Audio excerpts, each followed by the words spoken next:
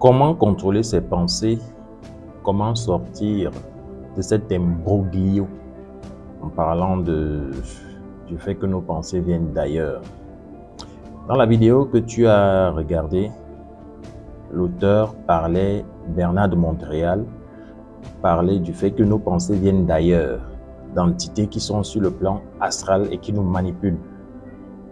Pour pouvoir sortir de la manipulation, le processus est plus ou moins le même, que ce soit une manipulation sur le plan humain, le plan physique, ou alors que ce soit la manipulation par les entités des mondes invisibles. Il faut d'abord rappeler que ces entités-là nous appartiennent. Ce sont nos entités. Elles sont liées à notre vie, à notre personnalité. En chacune de ces entités, il y a quelque chose qui nous appartient. Cette énergie qu'elles nous dérobent est à l'intérieur d'eux. Donc, chaque fois qu'on se libère de ces entités et qu'on se débarrasse d'elles, on récupère cette partie de nous, cette énergie, ce bout de conscience. Alors, le processus de libération de la manipulation est donc le même. Il s'agit d'abord de se rendre compte qu'on est manipulé. Une personne qui est manipulée, généralement, ne voit pas la supercherie. Elle ne voit pas ça. Et donc, lorsqu'elle commence à ouvrir ses yeux et à constater par elle-même, je dirais même à goûter par elle-même à quel point elle est profondément manipulée et même endormie dans cette manipulation-là, hypnotisée même, je dirais, eh bien, rien que ce constat profond et concret commence déjà à la libérer.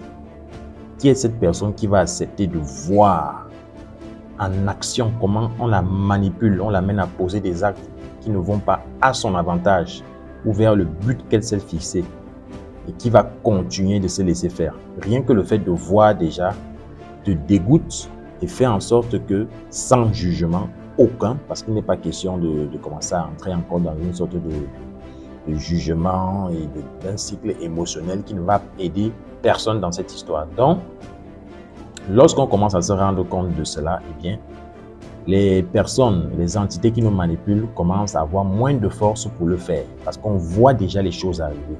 On voit ses pensées arriver, on voit la colère, les émotions arriver comme la colère, comme la tristesse et toutes les autres émotions qui sont désagréables et même celles qui sont agréables. C'est-à-dire, on a aussi des émotions, par exemple, lorsqu'on nous flatte. Lorsqu'on fait certaines choses même qui sont négatives, nous on ressent que c'est bien, on ressent des émotions positives, alors qu'en réalité on est en train de peut-être faire quelque chose de négatif. Donc on commence à voir venir les choses et avec le temps on peut les maîtriser.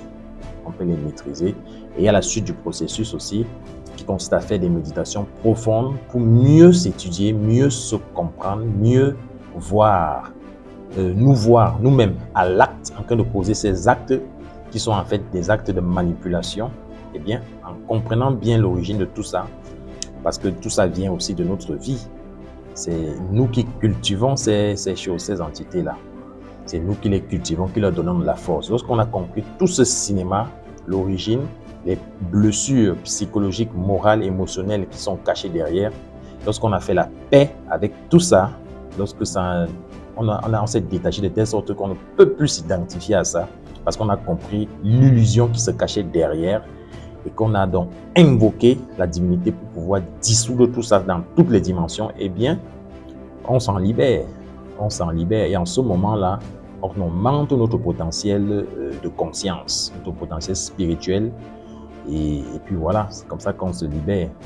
Et c'est ça qu'on appelle en fait se contrôler. C'est ça qu'on appelle se contrôler, c'est-à-dire vivre en fonction de la conscience, poser des actes en fonction de la conscience. Lorsque tu es conscient, tu as le contrôle. Tu as la maîtrise. Donc, voilà un peu dit comme ça là rapidement comment contrôler tout ça. Donc, lorsque j'ai parlé de voir, de constater, une fois de plus, je fais donc appel à l'auto-observation qu'on a développé plusieurs fois et qu'on va continuer de développer tellement c'est important. AK.